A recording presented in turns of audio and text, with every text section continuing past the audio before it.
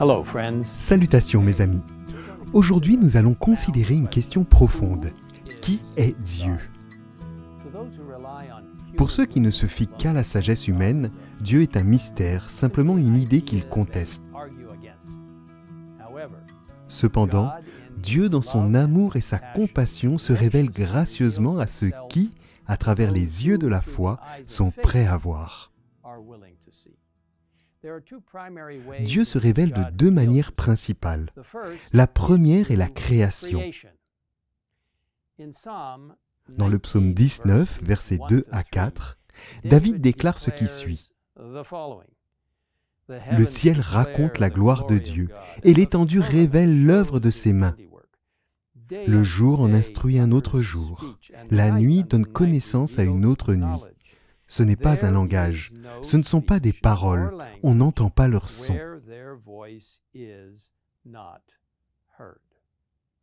Pour ceux qui sont prêts à voir, la main du Créateur est visible dans toute la nature. Des étoiles dans les cieux, aux créatures des profondeurs de la mer, on peut clairement voir son incroyable conception. La deuxième manière par laquelle il se révèle sont les Écritures. Et c'est dans les Écritures que la révélation suprême de Dieu se manifeste à travers la vie et la mort de Jésus-Christ. C'est par Jésus que nous pouvons connaître le Père. Dans 1 Jean 5, verset 20, nous lisons « Nous savons aussi que le Fils de Dieu est venu et nous a donné l'intelligence pour connaître le vrai Dieu. » Et Jésus lui-même a dit « Or, la vie éternelle, c'est qu'ils te connaissent, toi, le seul vrai Dieu, et celui que tu as envoyé, Jésus-Christ. » Lorsque nous cherchons à connaître Dieu à partir de la Bible, nous ne pouvons pas nous placer au-dessus de lui et le traiter comme un objet à étudier, à analyser, à quantifier. Nous devons nous soumettre à l'autorité de sa propre révélation, la Bible. Et la Bible est son propre interprète puisque nous comparons les Écritures entre elles. Il est important de garder à l'esprit que la Bible ne prouve pas l'existence de Dieu, mais la présuppose comme l'indique son début. Au commencement, Dieu créa le ciel et la terre. L'une des façons dont la Bible se révèle est par les noms et les caractéristiques qu'elle y contient. Son nom est saint et redoutable, lit-on, dans Psaume 111, verset 9. Dans l'Ancien Testament, écrit en hébreu, nous trouvons de nombreux noms qui nous aident à comprendre qui il est. El et Elohim signifient Dieu et révèlent sa puissance divine. Elyon signifie Dieu et haut, et Adonai signifie Seigneur ou Maître. Le nom El Shaddai signifie Dieu est puissant. Le nom Yahweh souligne la nature autonome de Dieu et sa fidélité. Dans le Nouveau Testament, Jésus utilise le nom de Père pour amener à une relation plus étroite et plus personnelle avec Dieu. Les activités de Dieu nous donnent également un aperçu de qui il est. Dans Hébreux 1, verset 3, nous voyons qu'il soutient tout par sa parole puissante. Et dans de nombreux passages, nous le voyons comme notre Rédempteur. Ésaïe 46, verset 11 et Jérémie 29, verset 11 nous rappellent que Dieu fait des plans et selon Ésaïe 46, 10, il déclare dès le début ce qui doit arriver. Il bénit son peuple comme le révèle Deutéronome 15, verset 6. Et il est fidèle et juste pour pardonner les péchés lorsque nous les lui confessons comme promis dans 1 Jean 1, verset 9. L'un des textes les plus révélateurs des Écritures se trouve peut-être dans Exode 34, versets 6 à 10, qui dit « L'Éternel est un Dieu de grâce et de compassion, lent à la colère, riche en bonté et en vérité. Il garde son amour jusqu'à 1000 générations. Il pardonne la faute, la révolte et le péché. mais il ne traite pas le coupable pour innocent. Notre Dieu est un Dieu de miséricorde et de justice. Dieu existe par lui-même, car il a la vie en lui-même, comme nous le lisons dans Jean 5, verset 26. Il est omnipotent et omniscient, connaissant la fin dès le début, étant l'alpha et l'oméga, comme l'indique Apocalypse 1, verset 8. Dieu est omniprésent, transcendant l'espace et le temps, et pourtant il est pleinement présent partout et à tout moment, comme l'affirme Psaume 139, verset 7 et Hébreux 4, verset 13. Dieu est tout-puissant et rien n'est impossible avec lui. Il est immuable et parfait. Je suis l'Éternel, je ne change pas, déclare-t-il dans Malachie 3, verset 6. Les Écritures révèlent que, bien qu'il n'y a qu'un seul Dieu, il existe une pluralité au sein de la divinité. En fait, le deuxième point doctrinal de l'Église adventiste du 7e jour affirme « Il y a un seul Dieu, Père, Fils et Saint-Esprit. » Unité de trois personnes coéternelles. Dieu est immortel, omnipotent, omniscient, souverain et omniprésent. Il est infini et dépasse la compréhension humaine. Cependant, il peut être connu au travers de sa révélation. Il est pour toujours digne d'être invoqué, adoré et servi par toute la création. Examinons brièvement ce que les Écritures disent de la divinité. Dans le livre de la Genèse, nous entendons Dieu se référer à lui-même au pluriel à plusieurs reprises.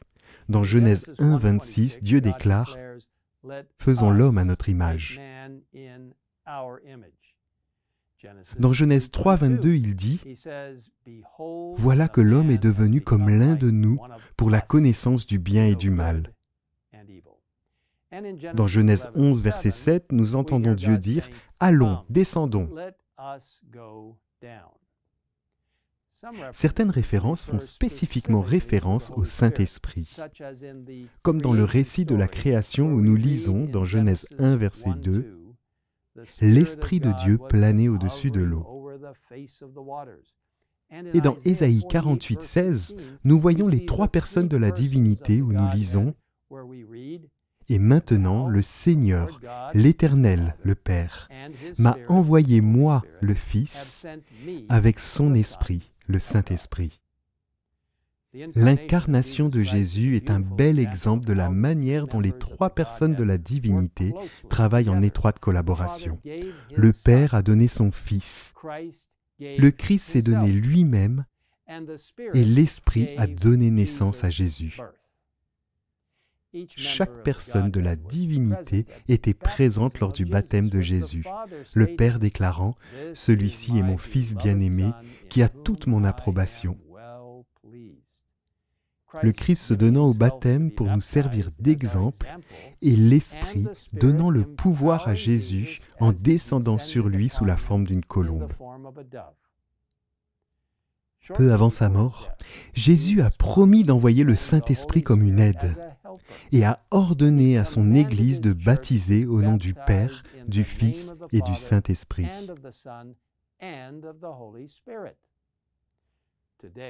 Aujourd'hui, le Père et le Fils nous rejoignent par l'intermédiaire du Saint-Esprit.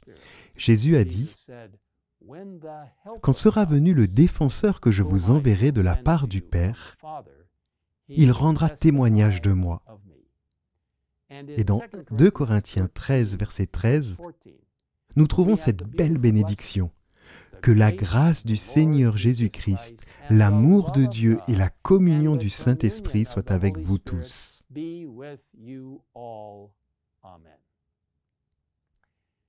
Vous savez, mes amis, l'eau est une substance intéressante.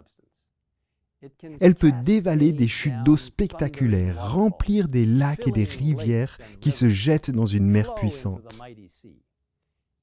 Elle peut être gelée à l'état solide, se transformant en glace qui recouvre les pôles de la Terre. Elle peut être sous forme de vapeur. Qu'elle soit froide, ou chaude, 3 états, liquide, solide et gazeux. Et pourtant il s'agit d'une seule et même substance, l'eau. Peut-être que Dieu est un peu comme ça. Nous ne pouvons pas désigner tout ce qui concerne Dieu de manière absolument certaine. Mais peut-être qu'il est un peu comme ça.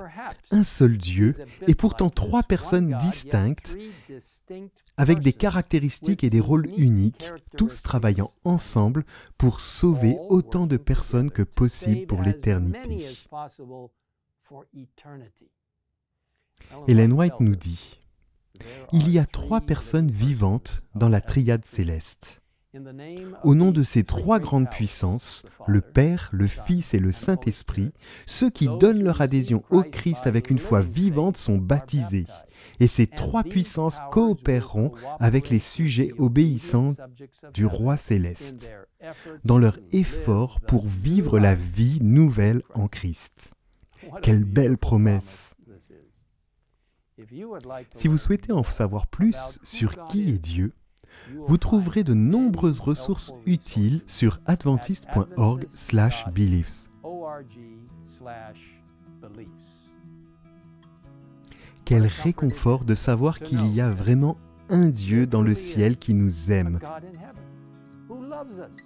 qui est mort pour nous, qui nous réconforte et nous guide, et qui, un jour très proche, reviendra pour nous emmener vivre pour toujours avec lui. Remercions-le ensemble. Père Céleste, merci pour la merveilleuse façon dont tu travailles si étroitement avec Jésus le Fils et le Saint-Esprit, en tant que tête divine, 3 en 1.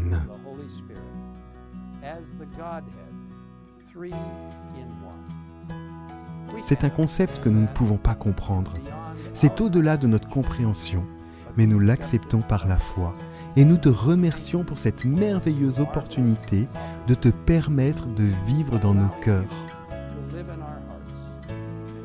et de nous aider à partager avec d'autres la merveilleuse nouvelle que tu as créé une voie d'évasion pour chacun de nous. Et que ce merveilleux plan du salut a été prévu par le Père, le Fils et le Saint-Esprit avant même la création de ce monde. Merci d'être notre Dieu. Nous te demandons tout cela au nom puissant et merveilleux de notre Sauveur, Jésus-Christ. Amen. Of our Savior, Jesus Christ. Amen.